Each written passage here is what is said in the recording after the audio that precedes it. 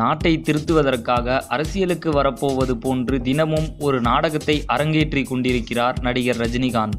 தமிழ்நாட்டின் சிஸ்டத்தை சரி செய்வதுதான் இவரது நோக்கமாம். அட கடவுளே, சிஸ்டத்தை சரி செய்வது பற்றியெல்லாம் யார் பேசுவது என்று விவஸ்தையே இல்லையா? சீர்திருத்தங்களை பற்றி பேச ரஜினிக்கு என்ன தகுதி இருக்கிறது? 66 வயதாகும் ரஜினிகாந்த் இதுவரை 160 திரைப்படங்களில் நடித்திருக்கிறார். அவற்றில் முதல் 100 படங்களுக்கு அவரது ஊதியம் 1 கோடிக்கும் குறைவுதான். அடுத்து 50 படங்களுக்கு சராசரியாக 5 முதல் 8 கோடி வரை ஊதியம் வாங்கியிருப்பார். கடைசியாக நடித்த 10 படங்களுக்கு 20 கோடியில் தொடங்கி ரூபாய் 40 கோடி வரை ஊதியம் வாங்கியிருப்பார். அதிகபட்சமாகவே வைத்து கொண்டாலும் அவர் இதுவரை சட்டப்படி வாங்கிய ஊதியத்தின் மதிப்பு ரூபாய் 900 கோடி மட்டுமே.